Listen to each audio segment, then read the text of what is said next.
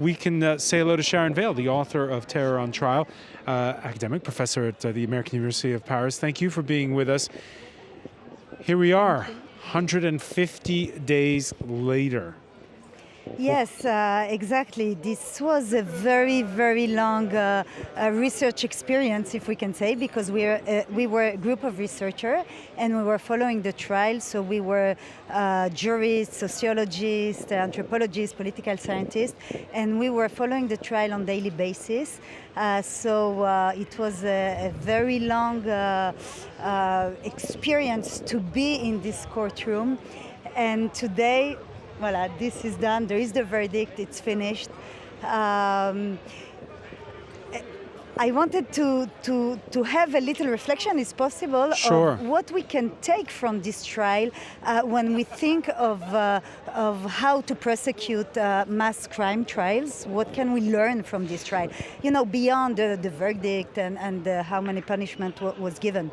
So the takeout for me here was that you have really a process of trying to have a reparation process within the trial itself, within the criminal trial.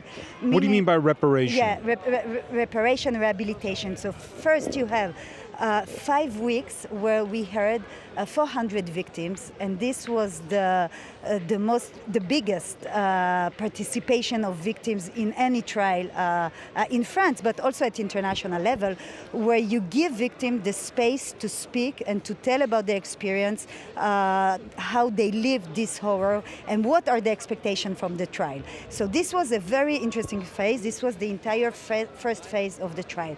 And here we could hear victims saying, we want to understand. We want to understand why this happened. We want to understand whether there were failures at the level of state security.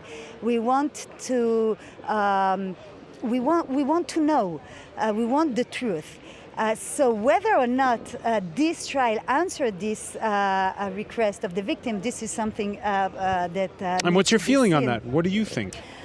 So it's not a clear-cut answer. But if I just, I can just continue on this question. So they were always also requesting a fair trial. So this was really interesting because most of those people are young people that go out in East Paris, and they wanted not an historical trial, maybe yes, but also a fair trial. And then in the second part of the trial, we tried to understand what radicalization means. We had experts coming, we had sociologists, we have the former president that came, if you remember. Yeah, François Hollande, who was president at the time. Yes, we have the Minister of Interior. So we have an entire phase in the middle trying to understand, trying to question why we have this phenomenon. And then at the end, we had the accused. So also the accused were engaging some of them with the victims. So it was a very nuanced trial with a lot of things happening. And today the verdict, it was very top Because down. the verdict was on the harder side of it. Samia Makhlouf saw no problem with that. She was in favor of life without parole for Salah Abdeslam. Yes, but it is a bit a feeling as if, why did we spend 10 months? You know, it was a bit the verdict as if they take the position of the state and really without the entire nuances that we've seen in the trial. So this is a little bit my feeling now. But of course, we need to think a bit about this a bit more. And of course, there is this political statement of the judges as the state. We will not tolerate acts like this, and then they really gave the maximum penalty.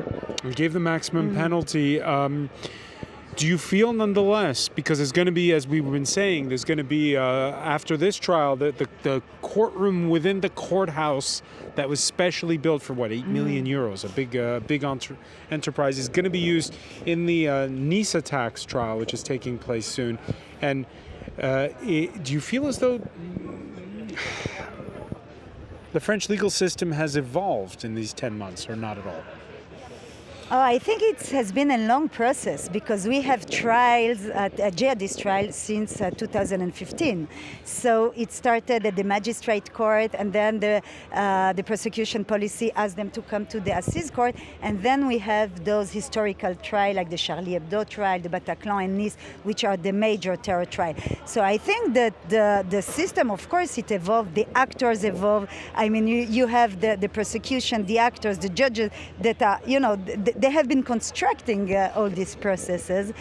For me, the Bataclan was this trial, the Friday 13, was really the peak of this process. But I have a little bit a mixed feeling about the verdict because it was really also in front of a full room, 550 people. We were in the Full room. house. Full house with a very strong tone. Yes, this is what the court delivered today. That's what the court delivered today, Sharon. I want to thank you so much for joining us here. Thank you. On France 24. There you hear it, Mark Owen, two different views on the verdicts that have been handed down, in particular on the sentences that have been handed down at the end of, again, 150 days of testimony.